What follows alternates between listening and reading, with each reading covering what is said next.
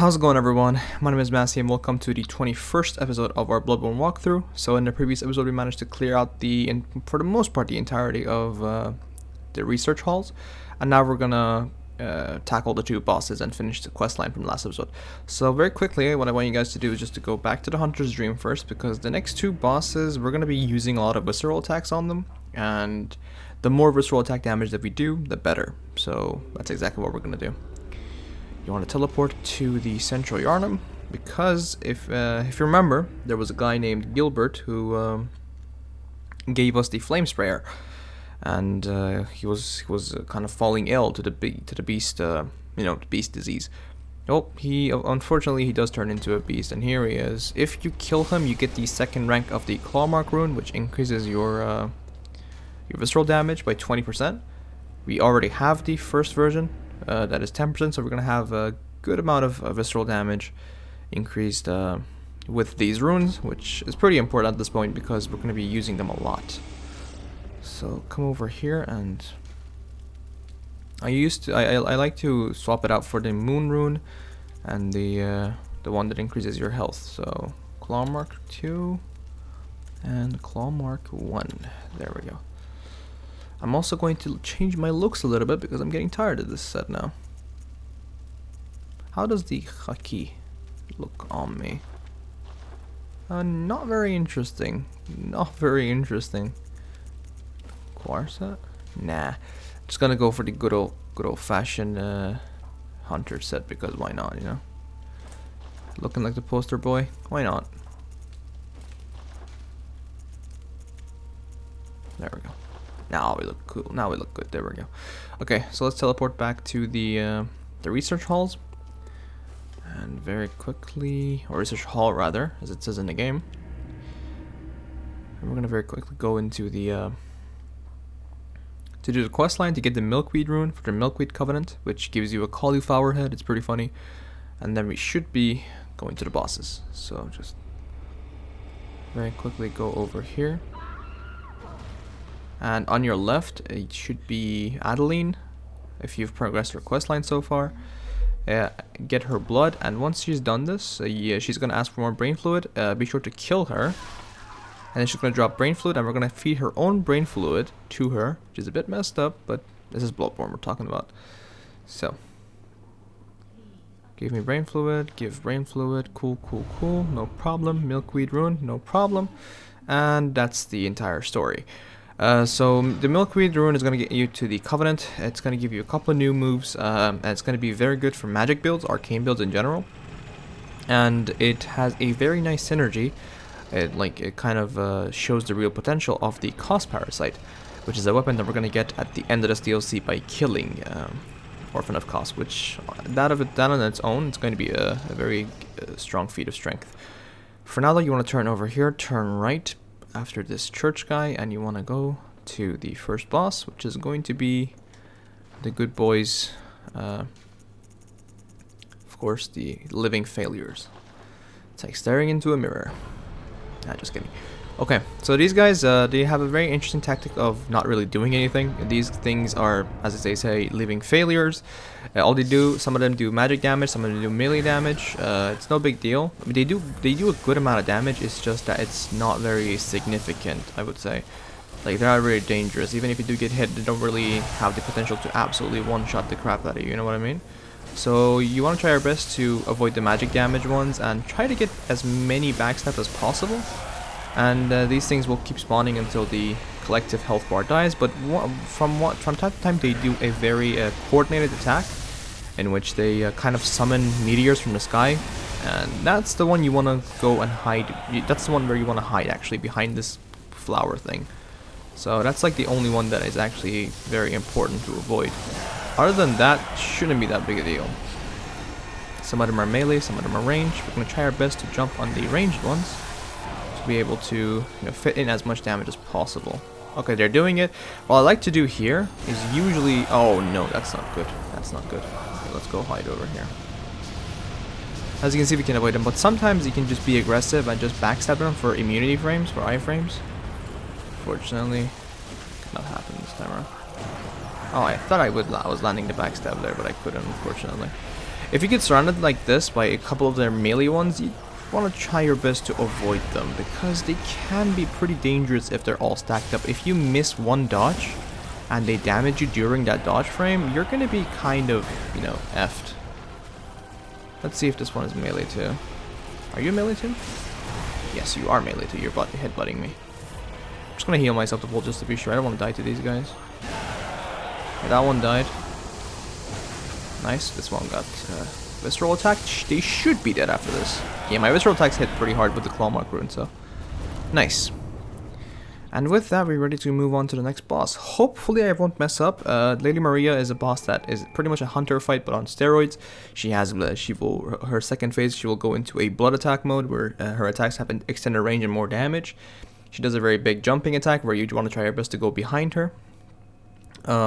She requires precise timing, but the good thing is she can be parried. In her third phase, she will go into a Bloodfire mode. Her attacks will have even more extended range and will have fire damage on top of them, so she's going to be pretty hard hitting.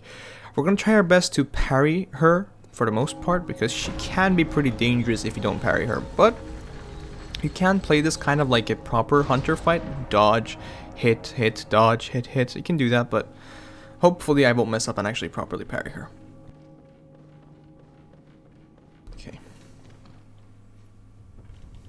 So, there it is. I'm genuinely scared of her, I would say. I'm trying my best to, like, predict her movement. There we go. You want to try your best to abuse her parry movements if you're not very comfortable with fighting Hunter versus Hunter. I kind of am, like, comfortable with Hunter versus Hunter. It's just that I'm not very comfortable with Lady Maria in specific, because I've always been bad at playing with her versus her. So it's just something that is a personal thing that I have. Okay, so she's going into her second phase when she's doing this. You can hit her a couple of times before backing. There we go, just like that. Oh no, she's doing this one. Okay, so she didn't track me that hard, which is good for me. Nice. Let me get that. Nice, there we go. Okay, she's gonna go into her third phase 100%, but I might be able to just kill her before she even switches phases here. Nope, I'm not. But yeah, she's dead. She's still dead. And that's Lady Maria. As I said, she can be abused pretty hard if you parry her. And that's kind of what we wanted to do here. And with that, we're going to put a pause into the DLC for now, because we're going to have to do some stuff outside of the DLC in order to, you know, get you guys your platinum trophies. So, meanwhile, as I'm going through the game, I'm going to explain to you what I'm going to do here. So I mentioned the Chalice dungeons a couple of episodes ago. The thing is, normally, if you want to get the achievement for Chalice dungeons, you have to go through a lot of trouble. You have to finish most of the Chalice dungeons that you get, and pretty much all the layers, because you want materials to be able to even do Chalice rituals, which we have here, like this. Like, you have to do a ritual, you know what I mean? And you have to go through a couple of, like, you have to go through the Defiled Chalice, the basic Pthumeru Chalice, the Heal Chalice, and one more chalice that I don't have in mind at the moment. But again, what I mean by this is that you're gonna have to do a lot of Chalice dungeons if you want to actually get the, you know, the achievement for the Queen, which is the boss at the end of all these chalices. The thing is, you can go around that. You can simply go around that if you have PlayStation Plus, and you can search a chalice by glyph. We can use something called the False Depth, which pretty much kind of a random generated dungeon that you don't really have. You can do without any material requirements or previous requirements for other chalice dungeons. You can pretty much go to it instantly without having to go through all that trouble and get your platinum trophy and get the trophy for that boss you need. So you're gonna have to do a lot normally, but you only have to if you follow this. If you don't have PlayStation Plus, you're gonna have to go through all the chalice dungeons on your own. I do want to apologize, but the thing is, going through them will take more than the base game itself. It's just way too long. I think it's like 10 hours of content, so it's a little bit annoying. But what we're gonna do is get the root chalice because you do need at least the root chalice to be able to make these false glyph stuff. You know what I mean? Like, if you want to enter the code manually, you do still need the root chalice.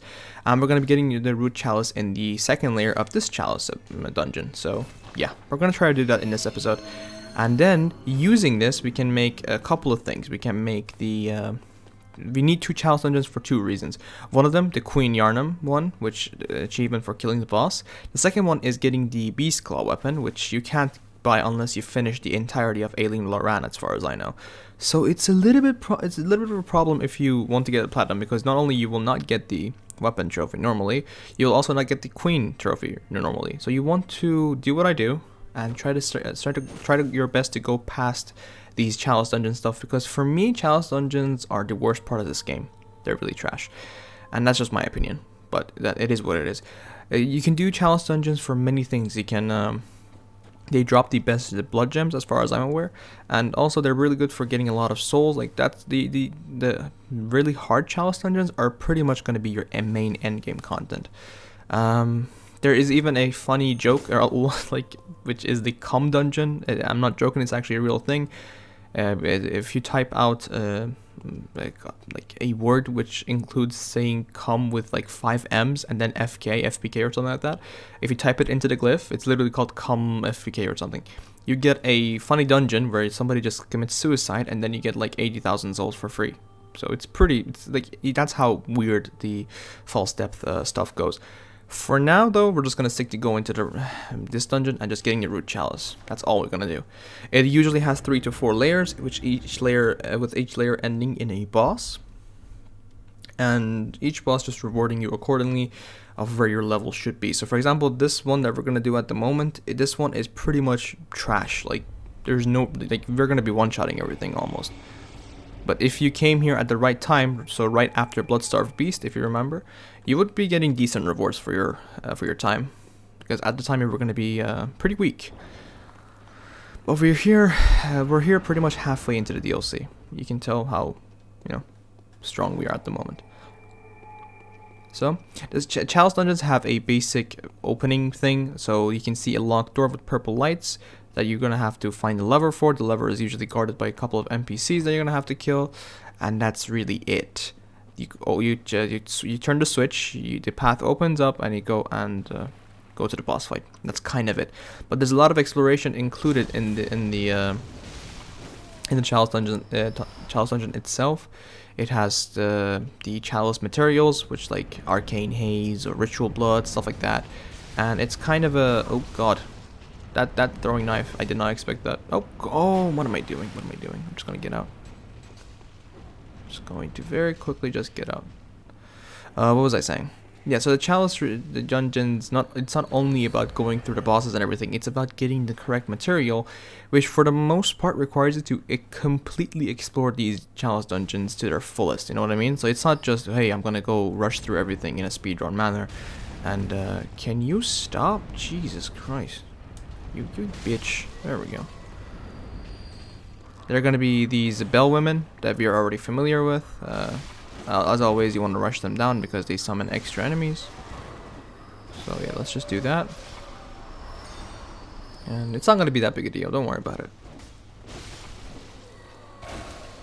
it. The thing is, the Chalice dungeons, they get annoying when you're going to have to face a couple of certain bosses that it has. So the thing is, it's okay, even for the most part, the bosses, if you are in a normal Chalice, it's okay. But there's a Chalice which is the Defiled Cursed Chalice, whatever it's called, I'm not entirely sure. And when that one, you have half health, so anything is a one-shot. And some of the bosses that are in that Defiled Chalice are like the most annoying things in the world. And that ain't okay. For that you're dying. Okay. That was a very big offensive thing that you did to me right there. Give me a second. Do your punch thing. Do your punch, bitch. You're not doing your punch, I'm gonna kill you. I wanted to parry him. But, yeah.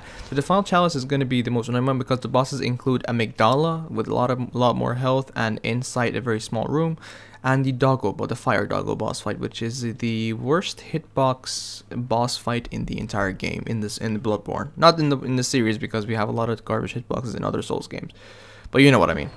So it includes a lot of trash bosses. But if you're interested in that, just you're gonna have to go through that yourself, unfortunately, if you want to do this legit.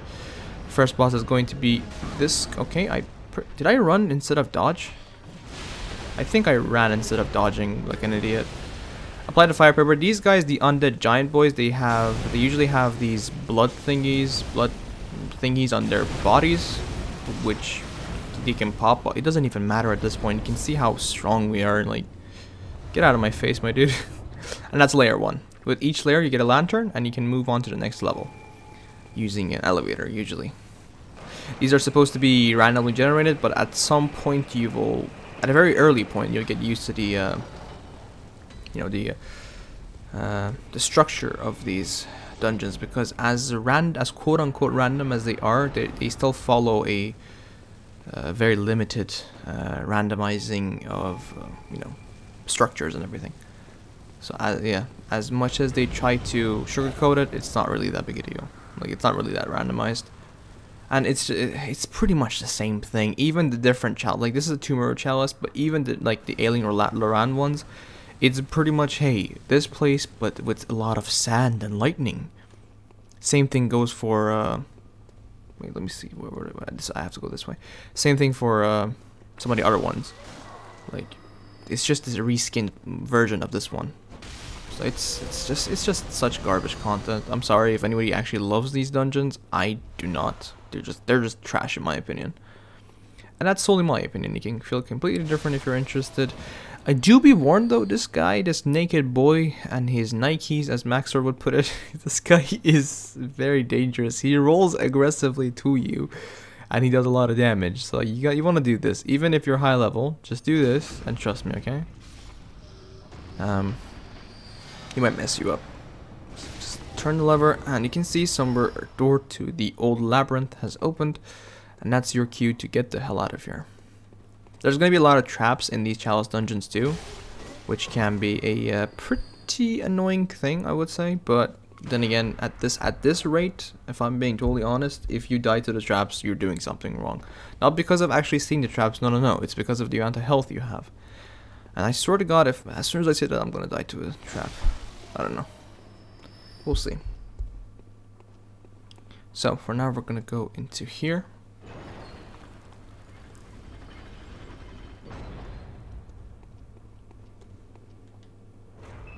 Come over here, and we should have a boss fight, which is the trio of the fat men.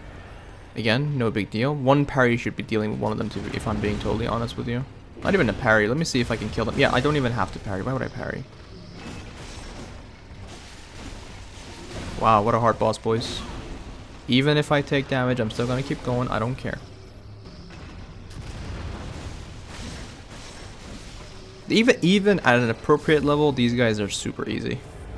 And as you can see, we got the Pthumeru root chalice. This is the thing that we're going to be needing to be able to make the false depth stuff, which is super important because we're going to need them. So the thing is, the claw one that I mentioned for the beast claw, you have to do a couple of you don't really have to do anything. All you have to do is just to enter a code into one of these glyphs, and that should let you get in. So you want to, for example, come over here. You want to go to this one, for example, or whatever. It's just your choice, really. And you want to enter a code. So the thing is, in this video, I just wanted to cover doing the bosses and the root chalice. And in the next video, I'm going to start covering these stuff. So don't worry about it. But yeah, that's going to be for this video. So until the next video, I'm going to come back while playing online with PS Plus, and then we're going to do this stuff. Because if you don't have PS Plus, you're not going to be able to enter these codes manually and get into the false depth stuff. So yeah. It's a bit sad that I have to skip through so much content, because the content is simply way too long for no reason, and it's boring, and it's a bit bad, I would say, to an extent. It's a bit depressing, but it is what it is. But yeah, sorry about that. Hope that you guys enjoyed the video so far, and if you did, be sure to leave a like. Don't you dare go hollow, and I'll see you guys in the next one. Peace.